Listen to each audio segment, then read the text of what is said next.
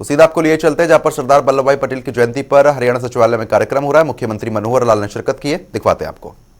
पैदा करने के लिए पिछले कई वर्षों से मनाना हमने शुरू किया है। शायद मैं याद कर रहा हूं तो 2013 में राष्ट्रीय एकता दिवस की घोषणा की गई थी और उसी दिन सरदार वल्लभ भाई पटेल की एक बहुत बड़ी प्रतिमा, मूर्ति, स्टैच्यू ऑफ यूनिटी नाम से गुजरात में उस समय के तत्कालीन मुख्यमंत्री और आज के हमारे प्रधानमंत्री श्री नरेंद्र भाई मोदी जी ने उसकी नींव रखी थी और 5 वर्ष के बाद 31 अक्टूबर 2018 को उस स्टैच्यू का अनावरण किया था। सरदार वल्लभ भाई पटेल को हम इस रूप में यूं जानते हैं कि जब देश आजाद हुआ उस समय देश में लगभग 565 छोटी बड़ी रियासतें थी और उन रियासतों को अंग्रेज सरकार जाते जाते अंग्रेजों ने बड़ी कुटिल चाल के कारण से को अपनाते हुए और एक छूट दे दी थी कि आप चाहें तो अपना संविधान बना करके और अपने शासन व्यवस्था को चला सकते हैं, आप चाहें तो भारतीय संविधान को स्वीकार करके और एक देश के रूप में भी चल सकते हैं। अब ये जिम्मा सरदार वल्लभ भाई पटेल जी का लगा कि वो सभी रियासतों को जाकर के उनको समझाएं, उनको बताएं, उनको इस प्लेटफॉर्म पर लाएं कि भारत का एक संविधान होगा और उस संविधान के अंतर्गत वो अपना शासन जो है उसी में रख करके और सारी व्यवस्थाएं चलाएंगे। बाद में फिर राज्यों का निर्माण वो अलग प्रकार से हुआ। 562 रियासतों ने उस समय ये प्रस्ताव सरदार वल्लभ भाई पटेल का प्रिय मान लिया। केवल 3 रियासतें बची थी जिन्होंने तत्कालीन नहीं माना, जूनागढ़ रियासत, जम्मू कश्मीर रियासत और हैदराबाद रियासत। बाद में उनमें से 2 रियासतें सरदार वल्लभ भाई पटेल जी के जिम्मे लगी कि उनको फिर आग्रह किया जाए, समझाया जाए। उन्होंने अपने तरीके से ही उन दोनों रियासतों को राजी कर लिया, लेकिन जम्मू कश्मीर रियासत, उनका एक विशेष दर्जा जो उस समय के प्रधानमंत्री पंडित नेहरू जी के जिम्मे लगा था, उनको वो विलय करने के लिए राजी नहीं कर पाए। एक विशेष दर्जा संविधान की धारा 370 के अंतर्गत उनको मिला। बाद में हम जानते हैं कि बहुत इसके विवाद भी बड़े हुए। जम्मू कश्मीर का जो एक संपूर्ण विलय वो देश के साथ नहीं हो पाया और अब अंतोगत्वा अपने देश के वर्तमान प्रधानमंत्री श्री नरेंद्र मोदी जी ने अपने पूरी दूरदर्शी एक सोच के हिसाब से इस ढंग से एक वातावरण बनाया कि 370 को और 35A को निष्प्रभावी कर दिया। जम्मू कश्मीर फिर से तो क्या, यानी एक प्रकार से उस स्थिति में कि आज हम कह सकते हैं जम्मू कश्मीर उसी प्रकार के तरीके से जैसे बाकी देश साथ मिलकर चल रहा है, तो देश के साथ एक अभिन्न उसका जो जुड़ाव है जम्मू कश्मीर का बन गया है। तो ऐसे लोह पुरुष सरदार वल्लभ भाई पटेल,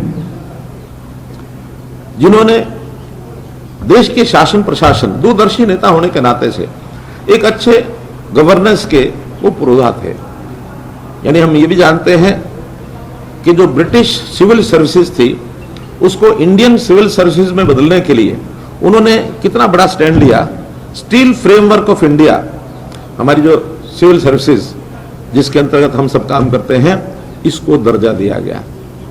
तो ये वही लोह पुरुष सरदार वल्लभ भाई पटेल थे, देश की एकता अखंडता के लिए और देश में एक अच्छा स्वच्छ प्रशासन चलाने के लिए उनका योगदान, महत्वपूर्ण योगदान रहा है।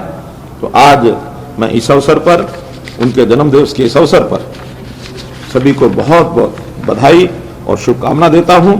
और उनके जन्म दिवस पर हम हर वर्ष एक संकल्प लेते हैं, एक शपथ लेते हैं।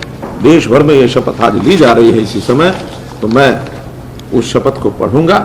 आपसे निवेदन है कि सब अपनी जगह पर खड़े होकर अपना दाहिना हाथ सामने उठा करके और मेरे पीछे उस शपथ को दोहराएंगे। मैं सत्यनिष्ठा से शपथ लेता हूं कि मैं राष्ट्र की एकता, अखंडता और सुरक्षा को बनाए रखने के लिए स्वयं को समर्पित करूंगा और अपने देशवासियों के बीच यह संदेश फैलाने का भी भरसक प्रयत्न करूंगा। मैं यह शपथ अपने देश की एकता की भावना से ले रहा हूं, जिसे सरदार वल्लभ भाई पटेल की दूरदर्शिता एवं कार्यों द्वारा संभव बनाया जा सका। मैं अपने देश की आंतरिक सुरक्षा सुनिश्चित करने के लिए अपना योगदान करने का भी सत्यनिष्ठा से संकल्प करता हूं। भारत माता की जय। धन्यवाद।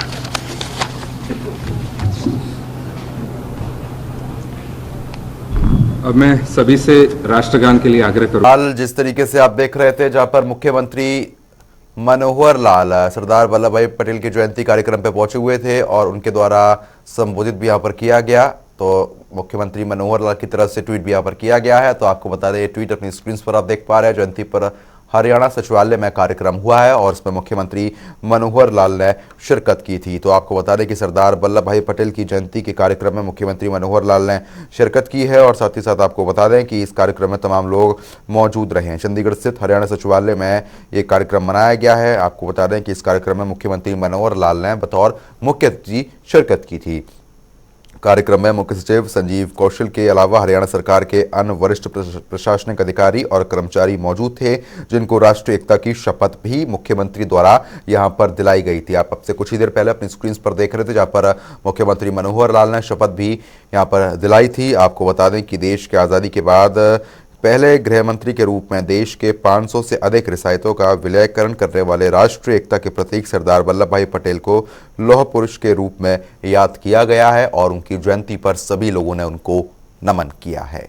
तो आपको बता दें कि इस कार्यक्रम में मुख्यमंत्री मनोहर लाल ने बतौर मुख्य अतिथि के तौर पर शिरकत की है। सरदार वल्लभ भाई पटेल की जयंती के कार्यक्रम में सभी लोग उपस्थित रहे हैं और हरियाणा सचिवालय में ये कार्यक्रम मनाया गया।